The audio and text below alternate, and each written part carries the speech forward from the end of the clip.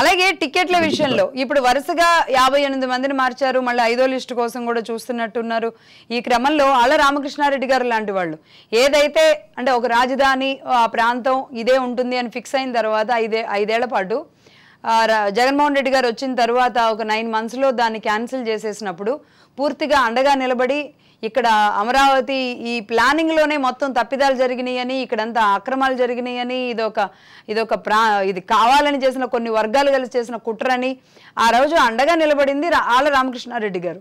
అలాంటి వ్యక్తి ఈరోజు వైసీపీని వదిలిపెట్టి ఎమ్మెల్యే పదవికి రాజీనామా చేసి షర్మిల గారు వెంట నడవడానికి సిద్ధపడ్డారు అంటే ఇంకా ఎంతమంది ఉండుంటారంటారు క్యూలో? మీరే చెప్పండి. ఇప్పుడు దాదాపు 52 మంది 60 మందిలో మార్చినాము.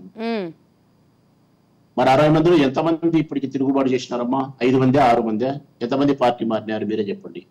దాదాపుగా 50 మంది 55 మంది ముఖ్యమంత్రి గారి యొక్క అభిప్రాయాన్ని గౌరవించినారు, పార్టీలోనే ఉన్నారు, అవతల వ్యక్తికి పరిచయ కార్యక్రమం చేస్తున్నారు, గెలుపు కోసం శ్రమిస్తున్నారు. ఒకరో ఇద్దరో ముగ్గురో నలుగురో 5 మంది 6 మంది పార్టీని వ్యతిరేకించి పక్కకు పోయిన వాళ్ళు ఉన్నారు. మనలో ఆళ్ల రామకృష్ణారెడ్డి ఒకడు, ఆయన ముందే పోయినాడు. పార్థసారథి ఒకడు, అవును, ఆయన పోయినాడు. కృష్ణదేవరాయలు పోయినాడు. ముగ్గురు ఇంకా ఎవరు పోయినారమ్మా? అంటే కోటంరెడ్డి గారు వీళ్ళంతా ముందే ఇదైనట్టున్నారులే. ఆనం గారు, కోటంరెడ్డి గారు వీరంతా మేకపాటి ఇదంతా ముందే వెళ్ళారు ఈ లిస్ట్ లో. అంటే మేబీ ఎన్నికల సమయానికి కొనకళ్ళ కూడా వెళ్ళిపోయారుగా.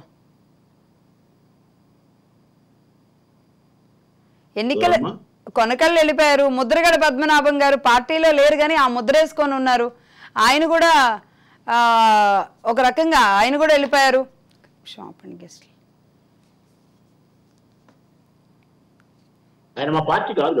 కాదులే, కాకపోతే మీకు బయట నుండే అదే అంటున్నా, వైసీపీ ముద్రేసుకున్న ముద్రగడ గారు కూడా ఒక రకంగా వెళ్ళిపోతున్నారు అనేది వచ్చింది. సరేనండి, ఏదేమైనా వెళ్ళరు, గట్టిగా నిలబడతాం, అందరూ ఇటువైపే ఉన్నారు అని మీరు చెప్పినప్పటికి కూడా ఇవాళ జగన్మోహన్ రెడ్డి గారు ఒక నేషనల్ ఛానల్కి ఇచ్చిన ఒక ఇంటర్వ్యూలో కావాలని నా కుటుంబాల్లో చీలికలు తీసుకొస్తున్నారు, ఆనాడు మా బాబాయిని నా మీదకి ఉసుగొల్పారు, ఇప్పుడు నా చెల్లిని ఉసుగొల్పుతున్నారు అని కొన్ని కీలక వ్యాఖ్యలు చేశారు. ఎవరు ఉసుగొల్పుతున్నారు? రాజమౌళి గారు, రాజమౌళి గారు మ్యూట్ లో ఉన్నట్టున్నారు, వాయిస్ రావట్లా. చంద్రబాబు నాయుడు అమ్మా,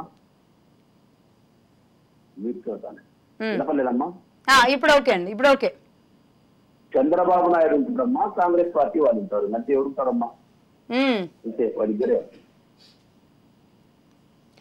పార్టీ గురించి ఎవరు కోరేదమ్మా, మీరు మాట్లాడినారు కానీ ఎవరు పోయారు? మీరు 4-5 పేర్లు చెప్తున్నారు తప్ప 60 పేర్లలో మీరు 10 పేర్లు కూడా చెప్పలేకున్నారు.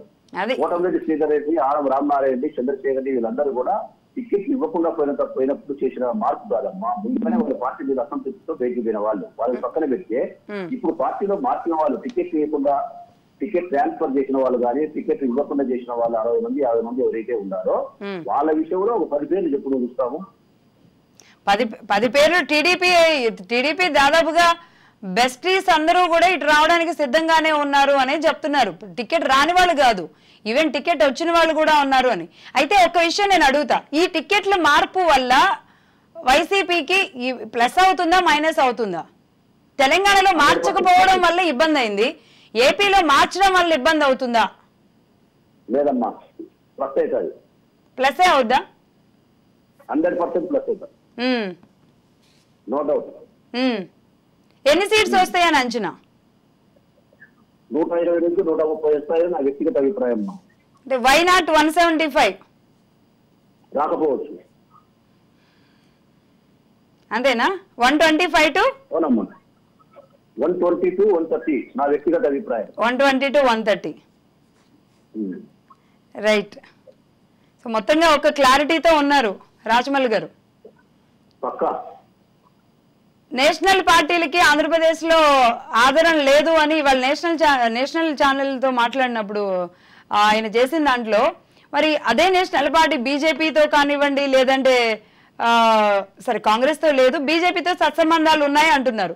ఈ రోజు అన్ని పార్టీలు ఒకవైపు, జగన్మోహన్ రెడ్డి గారు ఒకవైపు ఉండేలాంటి పరిస్థితి ఉంటుందా? బీజేపీ కలవదని భావిస్తానమ్మా నేను. బీజేపీ సపరేటా? వారితో కలవదు ఏమా, బీజేపీ సపరేట్ గా ఉంటుంది, సపరేట్ గా ఉంటుంది. జనసేన, తెలుగుదేశము, కాంగ్రెస్, కమ్యూనిస్టులు అందరూ ఒకటే. వాళ్ళందరూకి జగన్మోహన్ రెడ్డి గారు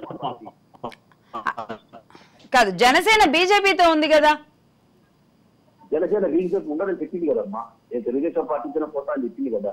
ఎన్నికల్లోకి పోతాము, పొత్తులు వాళ్ళతోనే ఉన్నాము, ఎన్నికల్లో మాత్రం కలిసి వెళ్తాము, బీజేపీ కూడా రావచ్చు అన్నారు. వాళ్ళు చెప్తారమ్మా అట్లా.